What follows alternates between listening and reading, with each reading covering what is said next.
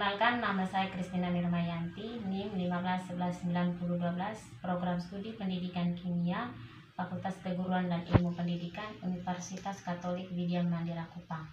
Pada kesempatan ini, saya akan membuat video pembelajaran untuk memenuhi UAS mata kuliah telaah kurikulum. Selamat pagi anak-anak. Selamat pagi, Bu. Bagaimana kabar hari ini? Kabar baik, Bu. Baik, sebelum kita memulai pembelajaran kita pada hari ini, Ibu minta satu orang untuk memimpin kita dalam doa. Doa dimulai. Doa selesai. Baik, Ibu akan mengecek kehadiran dulu ya. Siapa yang tidak hadir? Hadir semua, Ibu. Materi kita pada hari ini yaitu tentang larutan elektrolit dan larutan non-elektrolit. Yang pertama, larutan elektrolit. Secara sederhana, larutan elektrolit dapat dikatakan larutan yang memiliki partikel-partikel berupa ion-ion yang dapat menghantarkan arus listrik. Berdasarkan proses pembentukan ion-ionnya, larutan elektrolit memiliki dua jenis. Yang pertama, elektrolit kuat dan elektrolit lemah.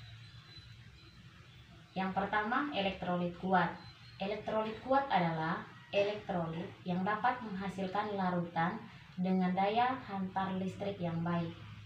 Senyawa-senyawa yang tergolong elektrolit kuat antara lain NaCl, HCl, dan H2SO4 karena dapat terurai sempurna dalam pelarut air membentuk banyak ion. Dengan demikian, larutannya mempunyai daya hantar listrik yang baik. Yang kedua, elektrolit lemah. Elektrolit lemah adalah elektrolit yang dapat menghasilkan larutan dengan daya hantar listrik yang buruk. Senyawa-senyawa yang tergolong elektrolit lemah antara lain CH3COOH dan NH3 hanya terurai sebagian kecil dalam pelarut air membentuk sedikit ion. Dengan demikian, larutannya mempunyai daya hantar listrik yang buruk, sehingga senyawa ini tergolong elektrolit lemah. Yang kedua, larutan non-elektrolit. Larutan non-elektrolit merupakan larutan yang tidak dapat menghantarkan listrik karena zat-zat yang dilarutkan tidak menghasilkan ion atau tidak mengalami ionisasi sama sekali. Baik, untuk memperjelas materi kita pada hari ini, kita akan melakukan praktikum sederhana. Baik, praktikum yang kita lakukan yaitu tentang sifat larutan elektrolit dan non-elektrolit. Tujuannya yaitu yang pertama, mengidentifikasi sifat larutan elektrolit dan non-elektrolit. Yang kedua, mengidentifikasi sifat larutan elektrolit kuat, larutan elektrolit lemah, dan non-elektrolit. Alat dan bahan yang digunakan yaitu yang pertama, alat uji elektrolit, kemudian larutan garam, larutan cuka, larutan gula, larutan deterjen, dan air sumur. Langkah kerja yaitu kita menguji alat elektrolit ini ke dalam kelima larutan yang sudah disiapkan. Yang pertama, larutan gula.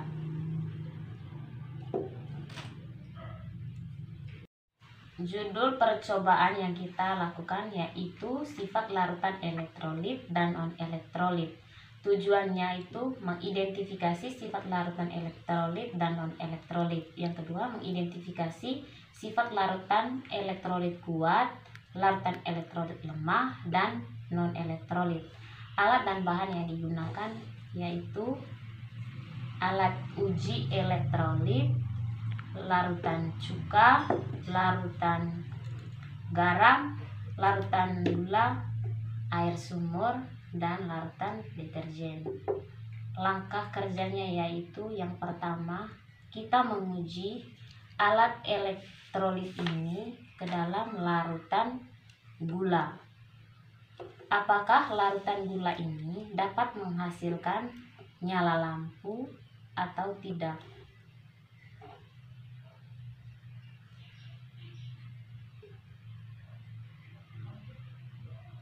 Ketika kedua batang karbon ini dimasukkan ke dalam larutan gula, tidak menghasilkan nyala lampu, dan di kedua batang karbon tidak menghasilkan gelembung.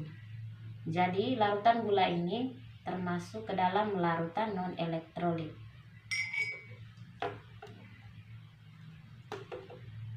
Ketika telah diuji dengan larutan gula, kedua batang karbon ini dicuci dengan Aquades.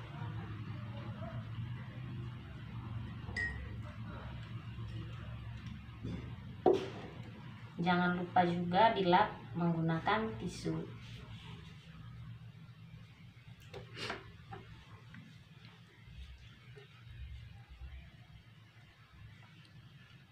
Langkah selanjutnya yaitu menguji dengan larutan garam.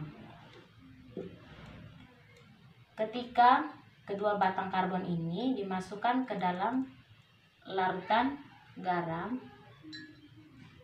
kita lihat bersama bahwa larutan garam ini dapat menghasilkan nyala lampu, dan juga di kedua batang karbonnya terdapat gelembung.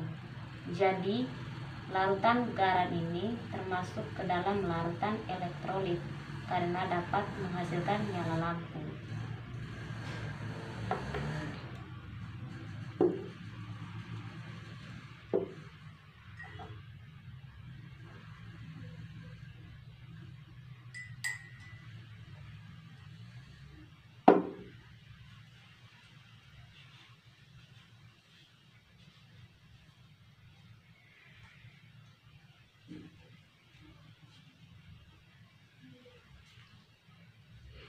Selanjutnya menguji dengan larutan deterjen.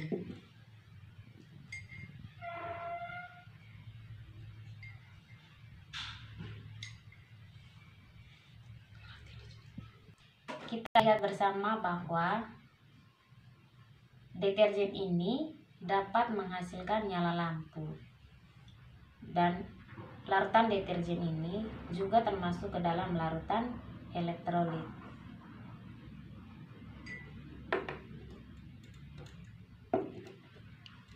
Kemudian kedua batang karbonnya jangan lupa dicuci dengan Aquades.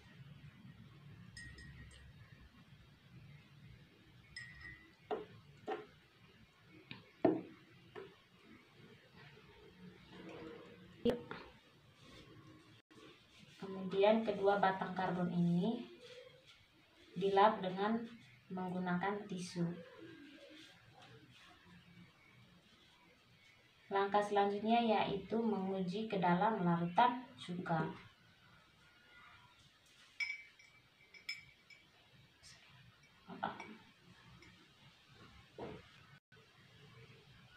Kita lihat bahwa ketika diuji dengan larutan cuka ini terdapat nyala lampu dan juga ada gelembung. Jadi larutan cuka ini tergolong ke dalam larutan elektrolit karena dapat menghasilkan nyala lampu.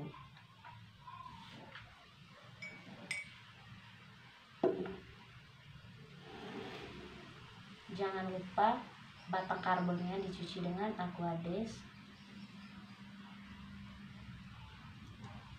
dan dilap dengan menggunakan tisu.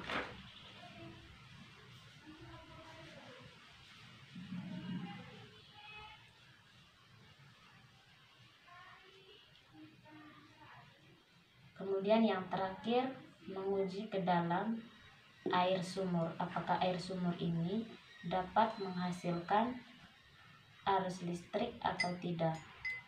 Kita memasukkan kedua batang karbon ini ke dalam air sumur. Kita lihat bahwa air sumur ini dapat menghasilkan nyala lampu dan juga terdapat gelembung di kedua batang karbon.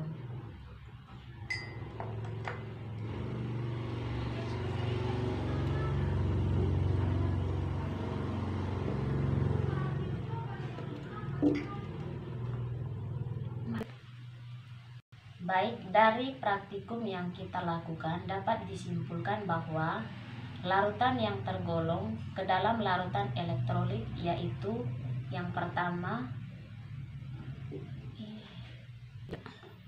air sumur, yang kedua larutan garam, yang ketiga cuka, dan yang keempat deterjen. Kemudian larutan yang tergolong ke dalam larutan non elektrolit adalah larutan gula. Kemudian larutan yang tergolong dalam elektrolit kuat adalah deterjen. Larutan yang termasuk ke dalam larutan elektrolit lemah adalah larutan cuka dan air sumur. Tadi larutan garam juga termasuk ke dalam larutan elektrolit kuat. Baik, sekian praktikum sederhana yang sudah kita lakukan, semoga bermanfaat. Sekian dan terima kasih.